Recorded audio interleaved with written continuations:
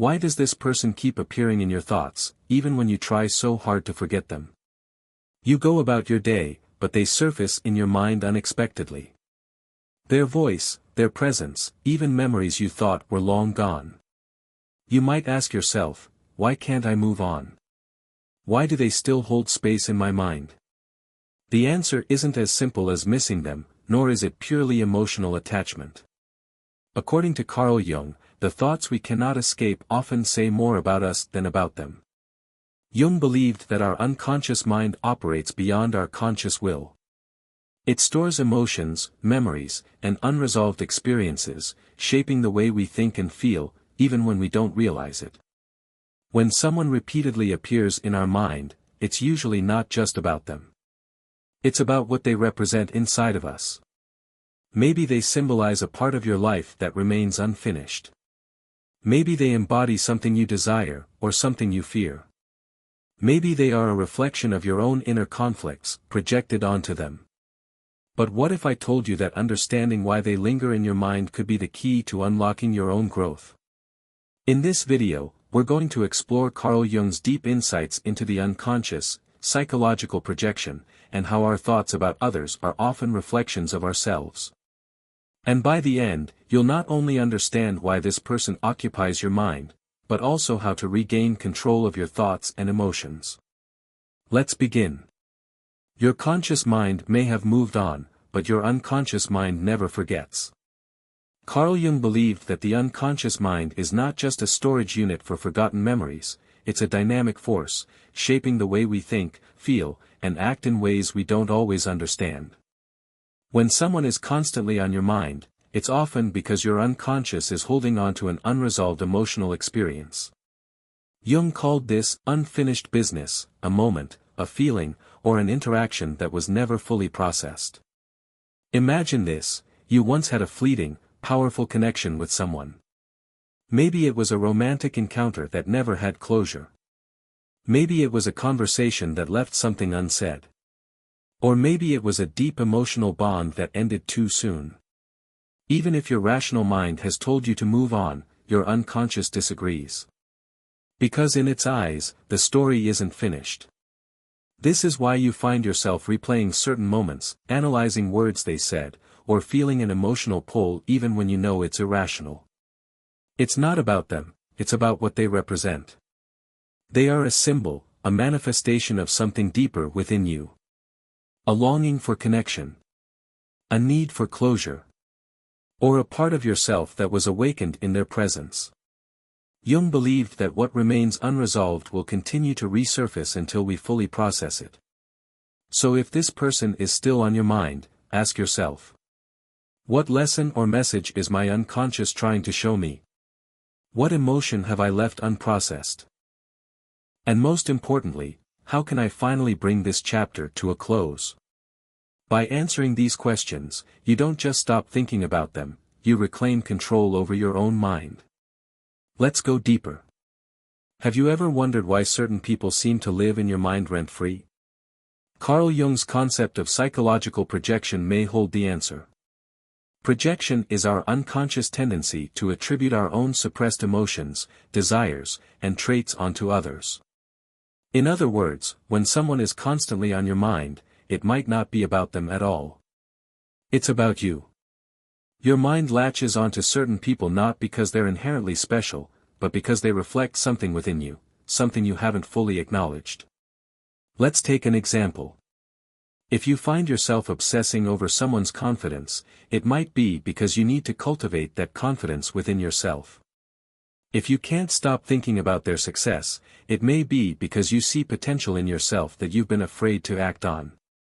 And if you feel an overwhelming emotional attachment, it could be a sign that a part of you is longing for something deeper: validation, love, or even self-acceptance. Jung believed that the qualities we admire, or resent, in others are often qualities we need to recognize in ourselves. But most people don't realize this. Instead, they put these people on a pedestal, or, on the other extreme, they develop resentment and jealousy. But the truth is, they're just a mirror. What you see in them is something already inside of you, waiting to be recognized, waiting to be developed. So the next time someone is on your mind, ask yourself, what do they represent? Is this admiration, or is this a sign of my own potential? Am I seeing them, or am I really seeing a hidden part of myself? Because when you understand projection, you stop being haunted by others, and start discovering the truth about yourself. And that's where real transformation begins. Why does someone stay on your mind, even when you try to forget them? It might not be about them as a person, but rather what they represent. Carl Jung believed that our unconscious mind is filled with universal symbols, what he called archetypes. These archetypes are ancient, inherited patterns of human experience that exist in all of us. And whether we realize it or not, we assign these roles to people in our lives. Common archetypes. The mentor, the person who inspires you, challenges you, or teaches you something important. The lover, the person you feel deeply drawn to, sometimes for reasons you don't fully understand. The shadow, the person who triggers you, someone you dislike, but who might represent a side of yourself you haven't accepted. The trickster, the unpredictable one, the person who keeps you guessing, making you question reality. The savior or destroyer, the person you believe has the power to change your life, for better or worse. Why does this matter? Because when someone occupies your thoughts, it's often not just about them. It's about the emotional imprint of the archetype they represent. Let's say you can't stop thinking about a past relationship. It may not be the person you're longing for, it might be the lover archetype that they embodied. The feelings of passion, intimacy, or even rejection that left a deep mark on your psyche. Or maybe you keep thinking about someone who frustrates you. That person could represent your shadow, the part of yourself you've been avoiding. Jung believed that when we become aware of these archetypes, we gain control over our thoughts and emotions. Instead of being haunted by someone, we recognize why they hold power over us. So next time someone keeps appearing in your mind, ask yourself, what archetype do they represent? What emotions or desires do they trigger within me? Am I thinking about them, or am I actually confronting a deeper part of myself? Because once you uncover the hidden symbols of your mind, you stop being controlled by them. And start using them as a tool for self-awareness and transformation. Have you ever thought about someone, and then suddenly, they text you? Or maybe you've been thinking about an old friend, and out of nowhere, you run into them in the most unexpected place. Coincidence? Maybe. But Carl Jung had another explanation. He called it synchronicity, a term for meaningful coincidences that seem too strange to be random. Jung believed that our unconscious mind is constantly working behind the scenes. And when we fixate on someone, it's not just a thought, it's a signal.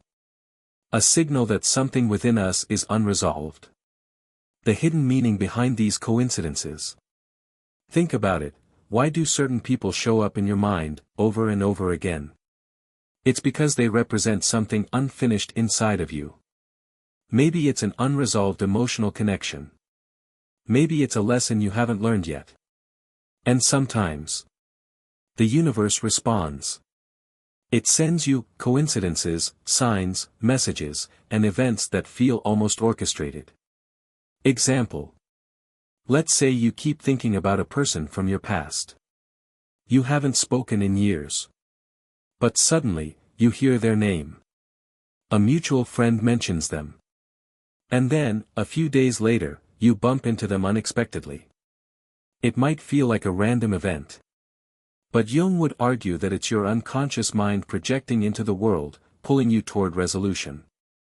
How to recognize synchronicity. Pay attention to patterns. If you keep encountering the same person, idea, or symbol, ask yourself, why now? Trust your intuition. Your mind may be leading you toward closure, healing, or realization. Take action. If you feel like there's something unresolved, explore it. Sometimes, the best way to move forward is to face what's been left behind. Jung believed that synchronicity was not just about external events. It was about the connection between your inner world and the universe itself. So next time you experience a coincidence, don't dismiss it. It might just be a message from your own unconscious, trying to tell you something important. Why do certain people stay in our minds, even when we try to forget them? Even when we move on physically, mentally, they still linger. Carl Jung believed this happens because of unfinished emotional energy. The hidden contracts in your mind. Every connection you make with another person creates an invisible contract. These contracts are psychological imprints, shaped by emotions, experiences, and unresolved interactions. And just like unfinished business, these contracts demand closure. How emotional energy keeps people in your mind. Let's say you once had a deep connection with someone. Maybe it ended unexpectedly. Maybe you never got the answers you wanted. Maybe there was no proper goodbye. Even if you move forward in life, the emotional contract remains open. Your unconscious mind keeps replaying the past, searching for resolution. This is why some people live in your mind rent-free. It's not about them. It's about you and what remains unresolved within. How to release unfinished emotional energy. If you want to free yourself from these lingering thoughts, you need to do 3 things. Awareness, recognize that your thoughts are not about the person, but about your own unresolved emotions. Processing, allow yourself to feel the emotions you've been avoiding. Journal, meditate, or talk it out. Detachment, instead of suppressing or resisting, let go consciously by accepting what is and releasing what was. Carl Jung believed that true self-awareness comes from integrating our emotions, not running from them. So if someone is always on your mind, ask yourself, what lesson is my unconscious trying to teach me? Because the moment you find closure within yourself, they will finally fade from your thoughts. Why can't you stop thinking about them? No matter how much you distract yourself. No matter how much time passes. Their presence in your mind never fully disappears. Carl Jung believed this happens because of a deeper psychological process. A process called individuation. What is individuation? Individuation is the lifelong journey of integrating your conscious and unconscious mind. It's about reclaiming the lost pieces of yourself. The people who haunt our thoughts often represent the missing parts of our own psyche. They reflect something we haven't fully accepted within ourselves. How to break free from intrusive thoughts. Instead of fighting these thoughts, try this approach. Observe the thought instead of identifying with it. Imagine your mind is a river. Instead of jumping in, sit on the bank and watch the thoughts flow past. The thought exists, but it doesn't have to control you. Ask yourself, what does this person represent in my life? Do they symbolize something you admire but haven't embraced? Do they trigger an insecurity or fear that you need to confront? Integrate that trait into yourself. If you admire their confidence, start developing your own. If they trigger a fear of abandonment, explore where that fear originates. Instead of obsessing over who they are, focus on what they reveal about you.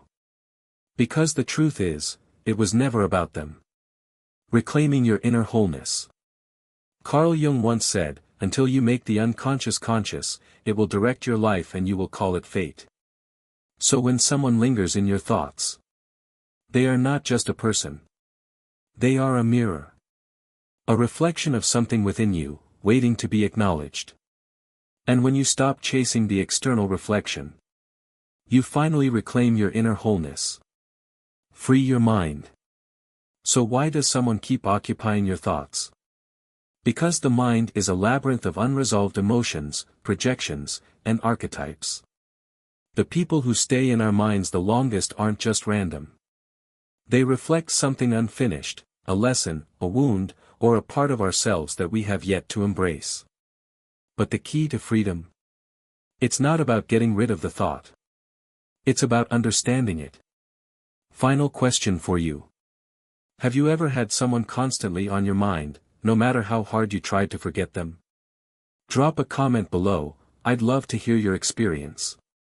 And if you want to unlock more insights about psychology, self-awareness, and the hidden forces shaping your life, Hit that subscribe button and join the journey. Because true freedom starts within.